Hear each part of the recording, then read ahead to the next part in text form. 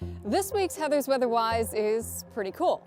Actually, super cooled. I'm talking about water staying as water well below 32 degrees. I'll tell you why that's important and how it happens in this week's episode.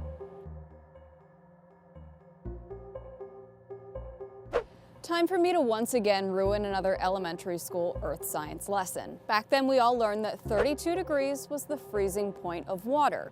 0 degrees Celsius for those that use the metric system. But what if I told you 32 degrees isn't the freezing point of water, but the melting point of ice? I know what you're thinking. Hey, aren't those two the same thing? Let's get down to the microphysics here real quick. When water droplets form in the atmosphere, they almost always form around teeny tiny dust particles called nuclei. These little dust and dirt particles are so small that we'd never be able to see it with just our eyes. When temperatures quickly drop below 32 degrees, the water molecules closest to those tiny particles freeze first. The droplet then freezes from the inside out. If the air cools more slowly, the water droplets can stay liquid even as temperatures drop into the 20s.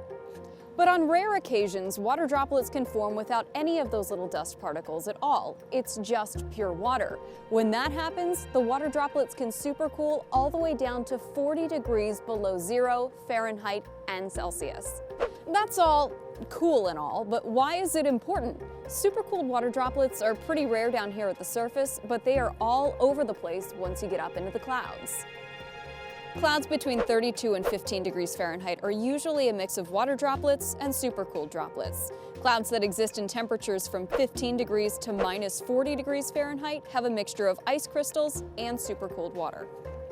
All that those supercooled water droplets in the clouds need is something to freeze to in order to turn to ice. Something like the wing of an airplane. When cloud temperatures are expected to be in that supercooled water droplet range, de-icing and anti-icing fluids are used at airports.